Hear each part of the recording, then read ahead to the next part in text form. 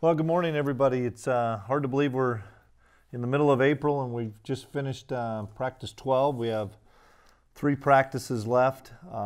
We'll have a pretty good one tomorrow on Wednesday, and then we still have to have on Friday one more non-padded t-shirts and shorts and helmet practice, and then we'll finish up on Saturday, a combination of a practice and a little bit of scrimmage. But it's going well so far.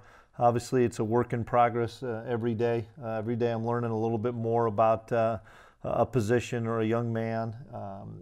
They're practicing hard. We're learning. It's gonna take time.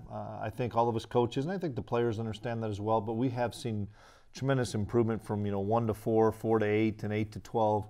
So we're making strides. It's just we got to look at the big picture and understand that for instance, on defense, they're not going to go against that type of an offense a whole lot during the season. And so there's some times that I think we're trying to maybe stop some plays that we maybe won't be seeing in some formations, but I still think it's good. We're focusing on communication on both sides of the ball. We're actually going to incorporate some noise tomorrow to help on both sides of that end. For the first time with some silent counts and things. So situational football, we're continuing to emphasize a little bit, but we're still big picture with all the schemes offensively and defensively. So with that, we'll open up for questions. Chris, I noticed yesterday at practice you were getting pretty involved with some of the safeties, acting like a position coach at times. How do you balance that between, taking the CEO role and standing back and watching things, and then also getting down and helping? Well, at that time we were always trying to move guys around. So we were looking at a couple of guys at another position just because we're still trying to maximize the talent we have. And so I took a couple of guys with one of our GAs, and we just kind of went through some basic run and pass fits. But I still enjoy doing that. If I can lend a hand to Coach Klieman, Coach Malone, Coach Hayes, those 3 guys, I'm going to. I listen on the defensive conversations. I'm involved with them, so I think the players know that they can come to me and say, "Hey, Coach, what do I do on this?" And it's a balancing act because I still like to have fun with those offensive guys, but sometimes they hear me probably cheering for the defense just because I'm trying to coach a little bit.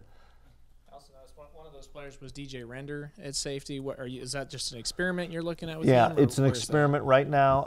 DJ did some really good things on a tackling circuit that we had from a special teams point of view, and so we wanted to give him an opportunity just to see where he would be. I don't know if that'll happen wholesale for the fall, but we thought with 3 or 4 practices left, we'd give him an opportunity so that we could learn more about DJ, and so we'll kind of evaluate that after these next few practices, but he'll stay on defense throughout until the end of Saturday, and we'll make a decision. You mentioned big picture. You've obviously gone through spring with a lot of teams, but maybe you haven't been in this place of implementing everything at once in the course of a spring. Has this gone about the way you've expected? Yeah, it really has. It was a slow process, to be honest with you, to start, and I knew it was going to be simply because it's such new terminology. I mean, football is not – it's not reinventing the wheel. You got to be able to block, tackle. You got to be able to get off blocks and those things. But just our terminology, offensively, defensively, it's a foreign language to anybody. It's not just coming here. We've gone anywhere to be a foreign language. And I knew that would be a process. And the key is now these terms that we're using, these guys are understanding. And now our offense shifts and motions and trades an awful lot. And to know when to say the right thing, to know how to align correctly, those are the things that we've spent most of our time on, both offensively and defensively as alignment and stuff that now the last 3 practices, all the installation's been in. Now we have another. Yesterday was just a day of football where there was no installation offensively, defensively. We'll still have the same thing for 2 more practices, so we'll kind of have a better feel for where we're at. But absolutely, it's gone about what I thought. And that kind of leads into my second question.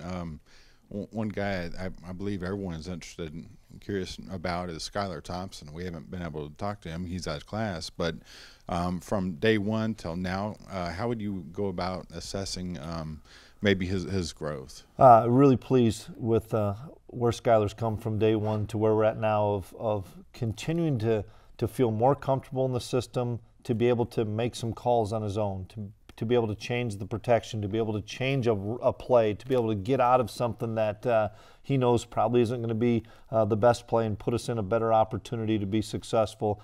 Obviously, from a physical standpoint, he's got loads of ability to be able to run the football, throw it from different platforms, in the pocket, out of the pocket, but just the mental side of the game, and him visiting with Coach Mess and Coach Klein, I've been really impressed with, because it's starting to slow down, and that's what you hope for as we finish up spring, is it's slowing down, but it can't just stop at the end of spring. All these guys got to continue to work on their own, not just getting bigger, stronger, faster, but looking at install notes, looking at some film from the spring so that they stay on top of their game. Staying in that quarterback room, a lot of people look at John Holcomb and they just kind of think he's so big and he looks like a quarterback that could be really impressive. How does a guy of his size fit into what you guys are trying to do right now? He's done a nice job. He's improved quite a bit, especially I've seen a ton of growth with John the last probably 3 practices where, once again, the game is starting to slow down for him, and he's making some really good decisions. He's got great arm talent, as everybody knows, and ability to run the football. Now it's just him seeing the pictures pre-snap and trusting what he sees pre-snap, that, yeah, that is right. That's the right picture I saw. Now let's make quick decisions and be able to deliver the football where it's supposed to be. And so in the last 3 practices in particular, I've been really impressed with John. Coach, you mentioned at the start of this how you will go against an offense that won't run a lot of stuff you see in the league.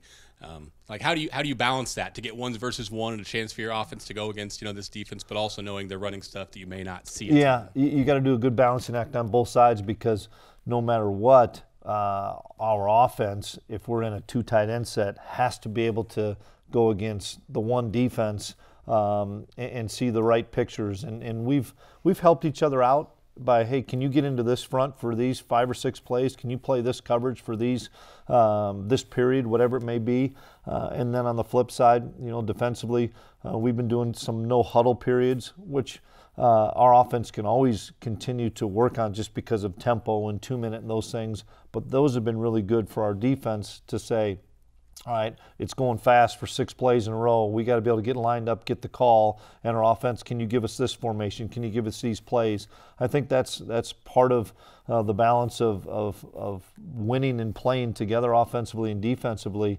I've been impressed with just the coaches sharing information back and forth of, hey, we see more of this in this league. Can you give us this? And it's been good. It's a balancing act, and that's something as we get into fall camp. I'll sit down with Mess and Hayes and say, okay, what days do we want to designate for more of a defensive emphasis day? What days do we want emphasis for offensive emphasis, with still getting good on good? Hey, let's just play football. We see the returning experience and some of the areas where people will have to step up. But in your estimation, which position groups maybe have taken the jump, and which ones are still kind of in challenge mode right now? Well, I think all of them are in a sense of urgency mode, just to see how much more we can, how much more information that we can be able to hold on to and understand as we finish up spring ball. Depth issues, obviously, running back is a concern. We have some depth issues. We're going to have to count on some young players probably coming in here to at least give us an opportunity to see if they can compete. Been really pleased with the depth we have on the defensive line, which we thought was going to be a strength. Depth that we have probably at the safety position. We've got some guys that are injured that are limited action playing. McPherson and Monty and those guys that we think will be in the mix, but they're not out there yet. And then you throw Jonathan Alexander, that makes our safety position better. Marcus Hayes makes our safety position better. So we have some depth there, which we weren't sure of.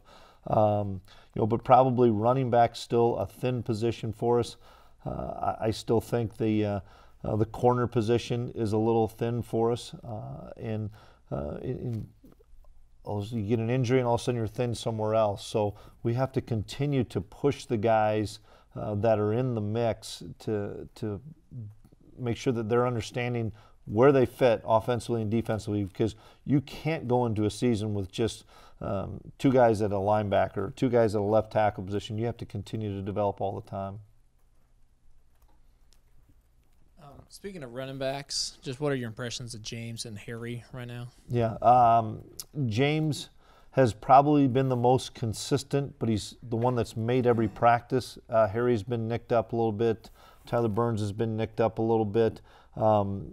James came in really not knowing a lot about our system and has picked things up really well. He's an extremely coachable guy. He sees the hole and hits it.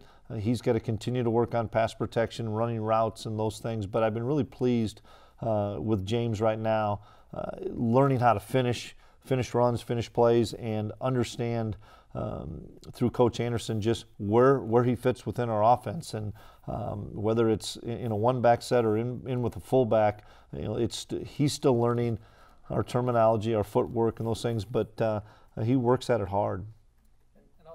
Given your background as a defensive guy, and then you have also several assistants who have been defense coordinators themselves, what's the sharing of ideas like when you guys all get together and talk defense? Oh, it's fun because that's the thing I so appreciate about Coach Hayes is he's not an ego guy. He wants everybody's opinion, and that's when you get the most out of guys is when they're not afraid to say something, knowing that they're going to have a valued opinion, and they're not just lip speak. It's more, hey, what's the best thing for us? A lot of that stuff happens, in my opinion, on third down.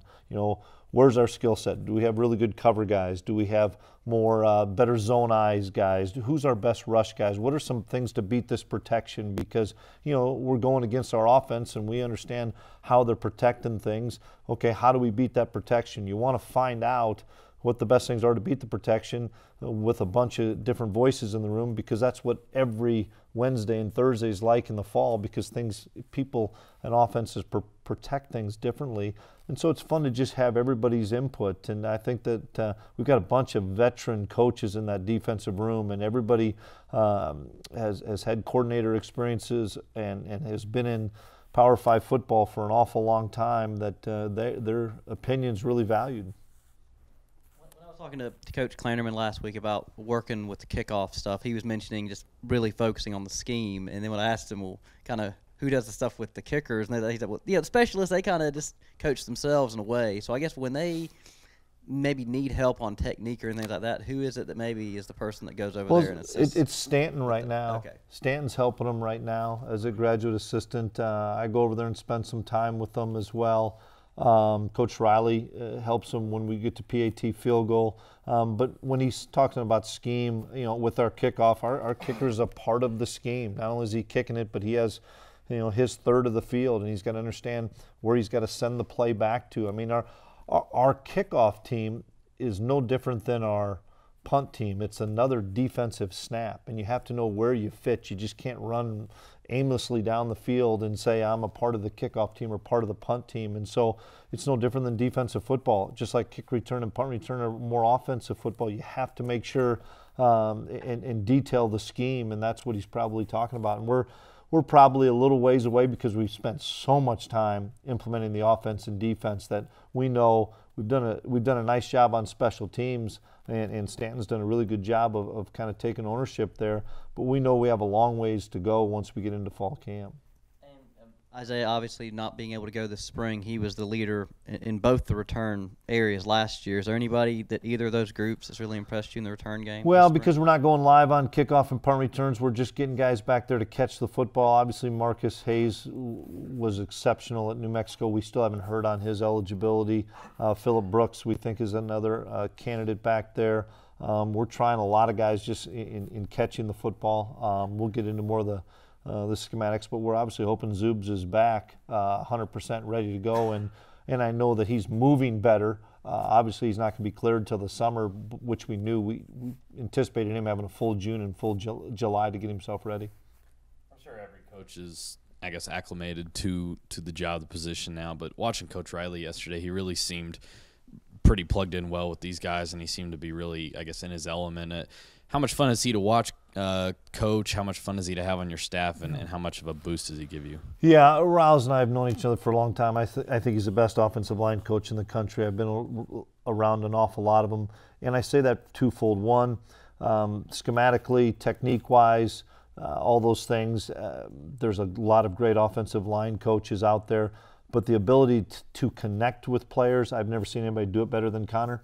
As far as challenging the heck out of those guys, and that's a position you are going to challenge guys. It's the most fun guys to be around. They're the guys that can take being challenged as long as they know they're loved and they know that they're cared about. And that's something that I've seen Rouse in operation for 6 years, 7 years now, and every one of those kids would run through a wall for Coach Riley, and they know that he has their back, and he's a great technician, but more than that, he's a great mentor to those guys. And it's fun because I went and sat in an offensive line meeting on Saturday, and they're locked in, and he's challenging guys and asking questions, and then you go out and, it's so true.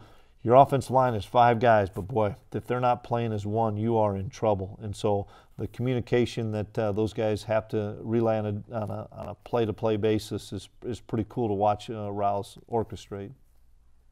You mentioned that cornerback was a position of maybe depth concern. And I know Coach Malone's been joking about trying to steal Walter Neal from there. I guess what's your depth at nickel? And also, what does Walter give you that at either position there? Well, Walter, experience, a playmaker. I think A.J. Parker's a really good player. The issue we're having at corner is everybody else out there is typically in a red jersey, so they can't do anything full go. We stuck Walter out there yesterday, in fact. We stuck Walt out there and said, you're going to be a corner today because he's played so much nickel. It's still a position where there's similarities. If you can play corner, you need to play nickel. Now there's some different fits. There's some different calls that you're going to have to learn at nickel. Jonathan Durham's playing some nickel for us, but he has a red jersey on too, so we can't have him go in a live situation. That's where we were working Marcus Hayes a little bit yesterday. I was working with Marcus, but he has a red jersey on, so we're not allowed to go live with him. So we're just trying to right now move around as many guys that have the skill set to be able to tackle at nickel, to be able to play really good man coverage, and be able to blitz. And those are 3 complements that you just can't throw a 165-pound corner in there, but you also have to have a skill set that you're going to be able to cover a Joaquin Gill or Phillip Brooks in the slot, and sometimes that's not a bigger safety. And so all of our corners, we're going to try at nickel at some point because there's so much similarity between the 2 positions. Lance Robinson started a few games at nickel last year as a true freshman. Has he you transition him full-time to corner at this point? We have right now. We wanted to give Lance something to just hang his hat on because we were trying him at nickel for half a practice, trying him at corner for half a practice, and I don't think it was very fair to Lance in the fact of he was staying pretty average at both, and I've got great respect for Lance because he's a tremendous competitor, and we wanted to, for the last 7 or 8 practices, learn one position. Lance is going to be a really, really good football player here. He just needs a lot of repetitions, and he needs to find one spot that he can, take ownership in, and so that's what we're doing right now with him. Switching gears a little bit, analytics have kind of crept into the football scene. How much have you leaned on that before or anticipate, such as when to go for it on 4th down and places like that? Yeah, it's big. Obviously, we didn't have as many resources probably at North Dakota State as we'll have here. It's something that we're going to look at more in the summer as far as people that and companies that actually deal with those things. A lot of that is our own information as well. And some of that is still gut. Some of that is still how the game flow's going, what the situation of it is. I mean, all those things play into it, but without question, it's become a big part of not just football, but all sports, and something that I know this summer we're visiting with some people about. I guess basic question here, but what can we expect on Saturday? We've never had a spring showcase. This is your first time. What are you going to show us? More of a practice. Simply this, and we talked about it. We only have, I think, 2 active corners that are not in red jerseys, so we can't have a full scrimmage. We only have a couple of active defensive ends that are not in a red jersey. So we want to be smart with our guys as far as, K-State's not on the schedule for us next year, so we want to make sure that we get our work done. So you're going to see a practice. You're going to see 7-on-7. You're going to see a red zone period or a third down period. You're going to see some of our double rep period where you got young guys at one end and older guys at the other end to try to still get our work in, because we're still improving every day, technique-wise, fundamentals, schematics, all those things. And then based on how much time we have left, if we are in good shape, we'll scrimmage some young guys a handful of plays. If we feel pretty good, we may have the older guys do what we would call a thud period and everybody stays up and the younger guys scrimmage a little bit. If we get somebody nicked up during that time, like has happened in a practice, then you kind of have to eliminate the scrimmage part. So, you still have to get your horses to the fall, and that's something that we need to keep an eye on.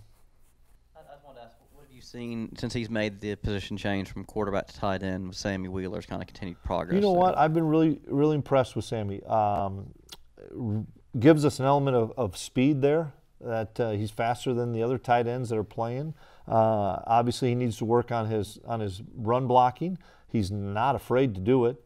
He has no habits to break, because he's brand new at the position. So it's fun for Coach Mess because he gets to teach him from square one and from scratch, and try to go out and block Wyatt Huber. That's not easy to do. So we're putting him in some positions to continue to push him on the run game, but he's a big weapon in the pass game if he continues to progress, because he can run and he's got really good hands, and now he just, like everybody else, needs to understand the system.